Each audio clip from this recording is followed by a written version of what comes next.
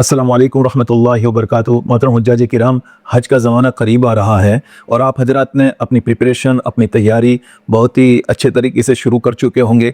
सामान्य सफ़र का गुज़िश्ता वीडियो जो पेश किया गया था आपकी खिदमत में, उसमें ये अर्ज़ किया था कि अगले वीडियो के अंदर में हम आपको ये बताएंगे कि हज के सफ़र में कौन सी मेडिसिन लेकर जाना।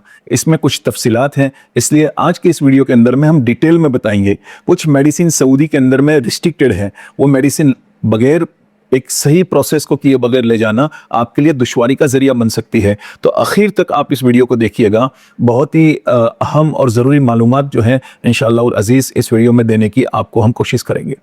अब सबसे पहले हम आते हैं क्रॉनिक डिसीज़ की मेडिसिन। क्रॉनिक डिसीज़ से मुराद एक लंबे ज़माने से आप किसी मर्ज़ के अंदर में मुब्तला है, जैसे ब्लड प्रेशर है आपको, डायबिटीज़ है आपको, हार्ट के कोई इश्यूज़ है आपके, किडनी के कोई इश्यूज़ है, थायराइड की आप ट्रीटमेंट ले रहे हैं। इस तरह की मेडिसिन अगर आप एक लंबे ज़माने से ले रहे हैं, एक मुद्दत से आप ले रहे हैं, या रेगुलरली इस मेडिसिन की आपको ज़रूरत पड़ती है, तो ये क्रॉनिक डिसीज़ है। इस डिसीज़ की जो भी मेडिसिन आपकी चल रही है वो सारी मेडिसिन आपने अपने साथ में लेनी है, बगैर भूले लेनी है। इसलिए कि वो सारी मेडिसिन सऊदी में भी मिल जाएगी, लेकिन होता यह है कि आदमी बाज़ मरतबा एक ब्रांड से उसका एक ताल्लुक हो जाता है। जब वो ब्रांड बदल जाती है तो कई मरतबा साइकोलॉजिकली वो ये सोचता है कि ये मेडिसिन मेरे लिए इफेक्टिव नहीं होगी। कई बार ये देखा गया, अगर वो पिंक कलर के पैक में आती थी, अब वो चेंज हो गया, ब्लू कलर के अंदर में कंपनी ने बना लिया, उसका शेप चेंज कर दिया, तो कई मरतबा पेशेंट उसे एक्सेप्ट करने को तैयार नहीं होते, क्योंकि जहनी तौर पर वो समझ चुके होते हैं कि वो ब्लू कलर की या पिंक कलर की जो मेडिसिन है वही उन्हें नफा देती है। तो बहरहाल जिस मेडिसिन के आप यूज टू हैं, जो मेडिसिन आप रेगुलर ले रहे हैं, वो मेडिसिन आपने अपनी रोजाना की जो आप इस्तेमाल कर रहे हैं वो अपने साथ में उसी ब्रांड की लेकर चलना है। कितनी क्वांटिटी लेकर चलना है? तो देखिए, क्वांटिटी इतनी लेनी है जितने दिन आपका वहां पर कयाम है। बहुत ज्यादा क्वांटिटी लेने पर जो है कई मरतबा वहां की हुकूमत जो है, अगर उसके हाथ में ये मेडिसिन आती है तो उन्हें शक शुबा होता है कि कहीं ये बिजनेस के लिए लेकर आया है या किसी और पर्पज के लिए लेकर आया है, तो ये आपके लिए परेशानी का बाइस बन सकता है। बहरहाल हमें इतनी क्वांटिटी लेनी है जितने दिन का हमारा कयाम है। हाँ, 2-4 दिन, हफ्ता 10 दिन की मैक्सिमम अगर आप ज्यादा ले लेते हैं तो आमतौर पर उस पर कोई ज्यादा इश्यू नहीं होता। अब जो ये क्रॉनिक डिसीज के लिए आप मेडिसिन ले रहे हैं, उसमें कई मरतबा ऐसा भी होता है कि ऐसी मेडिसिन इस्तेमाल की जा रही होती है जो साइकोट्रोपिक मेडिसिन होती है, एंटी डिप्रेसेंट मेडिसिन होती है, एंटी एंजाइटी मेडिसिन होती है, स्लीपिंग पिल्स होती हैं, नींद लाने के लिए की गोलियां होती हैं। जो आदमी डिप्रेशन के अंदर में है, जहनी तनाव का शिकार बना हुआ है, उसके लिए मेडिसिन होती है। अब ये सारी मेडिसिन सऊदी के अंदर में नारकोटिक ड्रग के अंदर में शुमार की जाती है। हमारे यहाँ भी वही उसूल है, लेकिन कुछ फ्लेक्सिबिलिटी होती है। वहाँ की गवर्नमेंट की पॉलिसी जीरो टॉलरेंस की पॉलिसी है। अगर ऐसी मेडिसिन विदाउट प्रॉपर प्रोसीजर को फॉलो किए आप लेकर जाते हैं और अगर आप पकड़े जाते हैं तो ये आपके लिए परेशानी हो सकती है।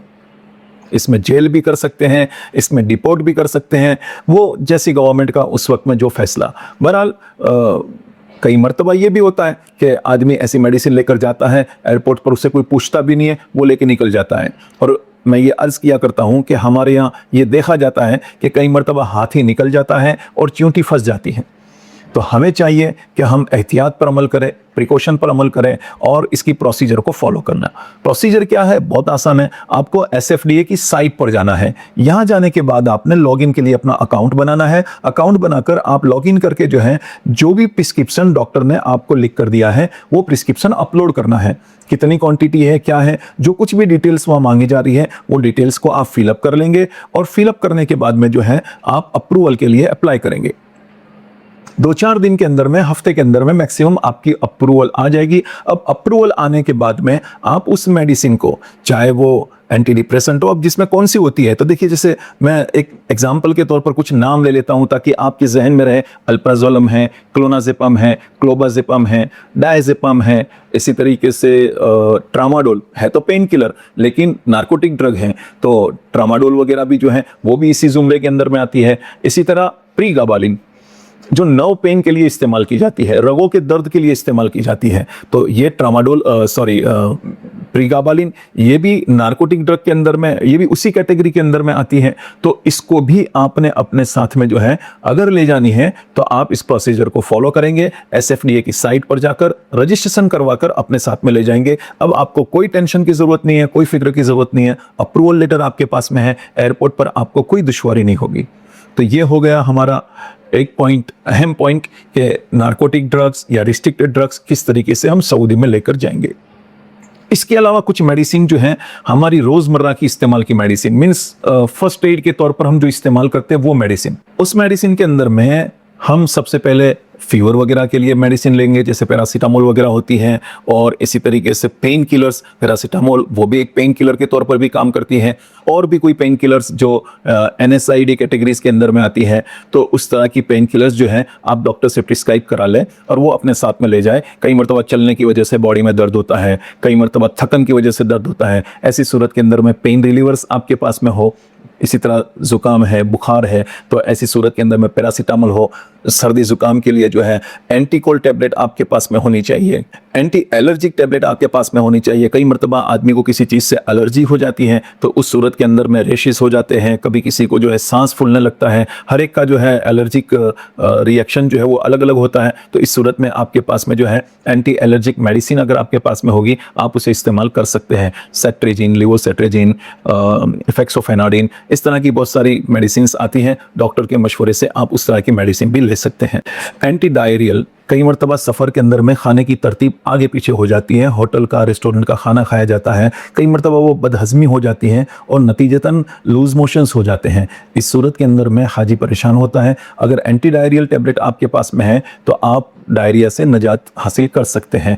जब डायरिया होता है तो बॉडी का पानी कम हो जाता है, तो ORS की ज़रूरत पड़ती है। ORS लाजमी तौर पर अपने साथ में लेकर जाए, न सिर्फ डायरिया की सूरत के अंदर में, बल्कि गर्मी की शिद्दत की वजह से जब स्वेटिंग होता है, पसीना होता है, इस पसीने की वजह से आदमी की बॉडी में से इलेक्ट्रोलाइट्स, नमकियात जो है वो निकल जाते हैं, जिसके नतीजे के अंदर में पैरों में आदमी को झंझनाहटी महसूस होती है।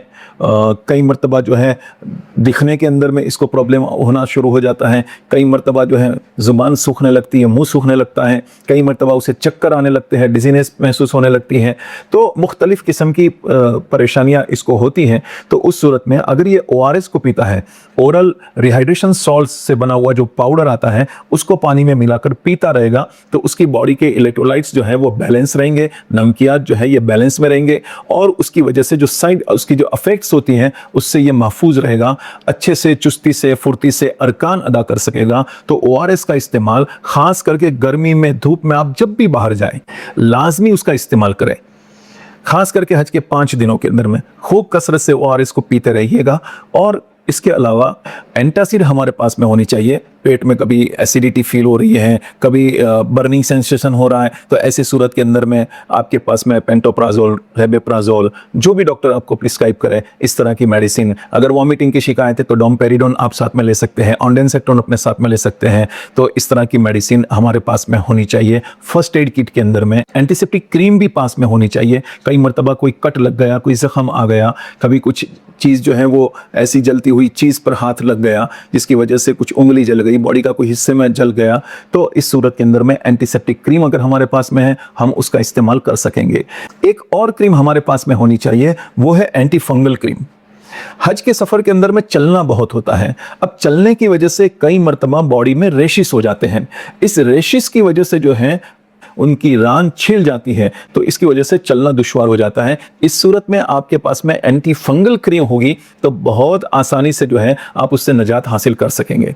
एंटीबायोटिक की भी ज़रूरत पेश आती है। आम तौर से गले के अंदर में सूखापन महसूस होता है या टॉन्सिलाइटिस हो जाते हैं, तो इस परेशानी से निजात हासिल करने के लिए डॉक्टर के मशवरे से आपने एंटीबायोटिक्स का इस्तेमाल करना है। जो भी डॉक्टर जो हैं वो मुनासिब एंटीबायोटिक आपको प्रिस्क्राइब करेंगे, ख्वाह वो एजिथ्रोमाइसिन हो सकती है, क्लेरिथ्रोमाइसिन हो सकती है, एमोक्सिक्लेव हो सकती है। बहरहाल वो डॉक्टर के मशवरे से आपने एंटीबायोटिक्स का इस्तेमाल करना होगा।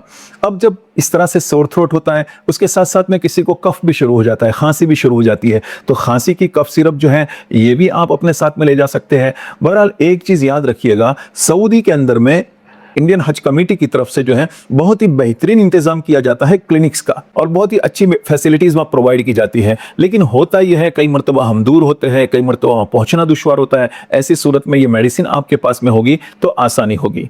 कफ सिरप में एक चीज़ का ख्याल रखिएगा कि कोडिन वाला कफ सिरप जो है वो भी उसी कैटेगरी में आता है जो रिस्ट्रिक्टेड कैटेगरी जो मैंने अर्ज की थी, उसी में वो मेडिसिन कोडिन वाला कफ सिरप आता है। तो आपने कोडिन वाले कफ सिरप से एहतियात करना है।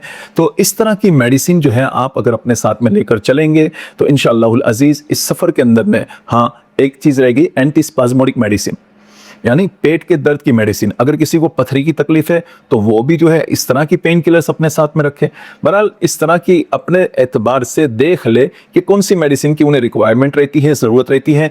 तो ये मोटी मोटी मेडिसिन का तस्करा मैंने आपके सामने किया है। इन मेडिसिन को अपने साथ में लेकर जाए। ले जाने का तरीका क्या होगा, जैसे अर्ज कर चुका हूँ, प्रिस्क्रिप्शन अपने साथ में रखिए। अगर रिस्ट्रिक्टेड मेडिसिन की लिस्ट में वो मेडिसिन आती है तो SFDA की साइट पर जाकर अप्रूवल ले लीजिए, ताकि कोई परेशानी ना हो, कोई दुश्वारी ना हो और आसानी के साथ हम जो है अपने क़याम को वहां पर कर सके और अपने अरकान अदा करने में तवज्जो पूरी दे सके। तो दोस्तों, ये थी आज की हज की मेडिसिन के ताल्लुक से आपके सामने कुछ गुजारिशात। तो ये बातों पर उम्मीद है कि इंशाल्लाह आप तवज्जो देंगे और ये आपके सफ़र के लिए आपके लिए मुआविन साबित होगी।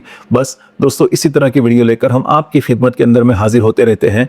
आपसे रिक्वेस्ट है, आपसे दरख्वास्त है, आप वीडियो को लाइक करिए। अगर आपको कोई चीज़ अच्छी लगती है कमेंट के ज़रिए से हमें बताइए, कोई आपके सजेशन से कमेंट के ज़रिए से बताइए। और हाँ, ये वीडियो उन हाजियों के साथ ज़रूर शेयर कीजिए जो इस साल आपके साथ हज के सफ़र पर जा रहे हैं, ताकि उनके लिए भी आसानी हो।